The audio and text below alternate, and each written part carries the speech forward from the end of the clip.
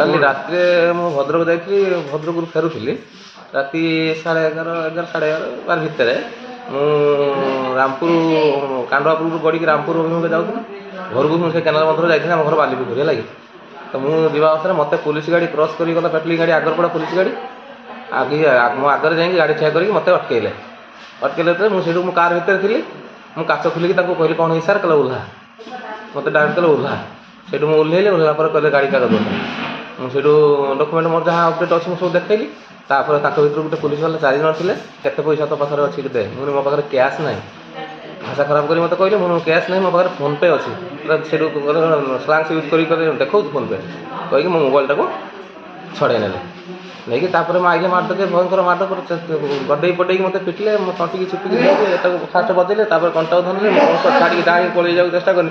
ଜଣେ ପଛପଟରୁ ଗୁଇଁଟେ ପକାଇଲା, ମୁଁ ହାବୁଡ଼େଇକି ପଇନି ସେ ପିଚ ଉପରେ। ଏଇ ପୁରା କଟିଗଲା, ହାତ ଫାତ ଅଛି। ତାପରେ ତ ସେ ଭ୍ୟାନ୍ରୁ ଗାଡ଼ି ବାଡ଼ି କାଢ଼ିକି ପୁରା ପଛପଟ ପୁରା ସେକି ଦେଇଗଲେ, ପୁରା ସେକା କରୁ ସେଇ ଷ୍ଟାଇଲ୍ରେ ମୋତେ ସେକିଲେ। 4 ଜଣ ଯାକ ପୁରା ଫୁଲ୍ ଡ୍ର କରିଥିଲେ, ପୁରା ଆଉଟ୍ ଅଫ୍ କଣ୍ଟ୍ରୋଲ ସେମାନେ ଅଛନ୍ତି। କେବଳ ମାରି ଦେଇଥାନ୍ତେ ମୋତେ ସେ କାଲି। ସେମାନେ ପୋଲିସ ବାଲା କିଏ ଜାଣିଛନ୍ତି କି? ହଁ, ସେ ଡ୍ରାଇଭର ଜଣେ, ତାଙ୍କୁ ମୁଁ ଜାଣିଛି, ସେଇଠି ଗାଡ଼ି ଯେଉଁ ଚଲାନ୍ତି ତାଙ୍କୁ ଜାଣିଛି। ତାଙ୍କ ନାଁ ଅରୁଣ କି ଅରୁଣ କ'ଣ ଏମିତି ହେବ ଜଣେ, ଆଉ 3 ଜଣ ଷ୍ଟାଫ୍। କାହିଁକି ମାରିଲେ, ମାନେ କ'ଣ କାରଣ କ'ଣ? ଗାଡ଼ି ଅଟକେଇବା କାଗଜପତ୍ର ଦେଖିଲା ପରେ ମୋତେ ପଇସା ମାରିଲେ। କାଗଜପତ୍ର ଅପଡ଼େଟ୍ ଅଛି, ବାକି କହିଲେ ଆଗେ କେତେ ପଇସା ଅଛି ଦେ। କୁଆଡ଼େ ଯାଇଥିଲି ରାତିରେ କୁଆଡ଼େ ଯାଇଥିଲି, ଭଦ୍ର କାମ ଥିଲା। ଆପଣ କ'ଣ କରନ୍ତି? ମୁଁ ପ୍ରଫେସନାଲି ଗୋଟେ ଆର୍ଟିଷ୍ଟ ଆଜ୍ଞା। ମୁଁ ଷ୍ଟେଜ୍ ଶୋ କରେ ପ୍ରୋଗ୍ରାମ୍। କାଲି ଫେରୁଥିଲେ କେଉଁଠୁ? କାଲି ମୁଁ ଭଦ୍ରକ ଥିଲା, ମାଲିକ କଥା ହେଇକି ଫେରୁଥିଲି ଆଉ।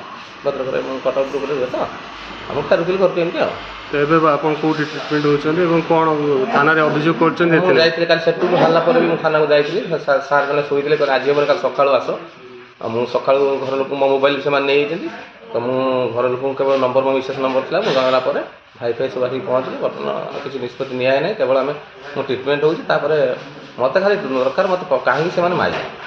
ଯଦି ପୁଲିସ ଏଇଭଳିଆ ମୋତେ ମାରିକି ଗୋଟେ ସାଧାରଣ ଜନତାକୁ ଏଇଭଳିଆ ମାରିବେ, ତାଙ୍କ ସୁରକ୍ଷା ଆମକୁ ଦେବ କିଏ?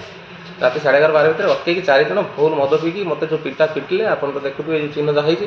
ମୁଣ୍ଡକୁ ଗୋଟେ ପାହାର ପକେଇଲେ, ମୁଁ କାଳେ ମାନେ ମରିଯିବା ଚକ୍କର ପୁରା। ମୁଁ ସେଇଠୁ ଜୀବନ ବିକଳରେ ହାତଟାକୁ ଏମିତି ଦେଇଛି। ତାପରେ ଦେଖୁଛି ବାହାରେ ବସିଛି, ତାପରେ ବସିଲା ଏଇ ସେ ବାଡ଼ିରେ ପୁରା ଦୂରେଇକି ପୁରା ଠିଆ ହେଇକି ସାଇଜା ପାହାଡ଼ ମୋତେ ପୁରା ଭୟଙ୍କର ମାଡ଼ ମାରୁଛନ୍ତି। ମୁଁ ଚାଲି ବସି ପାରୁନି, ମୋତେ ପୁରା ମାରୁଛନ୍ତି। ମୁଁ ବେକାର କରିଦେଉଛି ମାରିକି, ପୁରା ପଛପଟ ଶିଖେଇ ଦେଇଛନ୍ତି ପୁରା।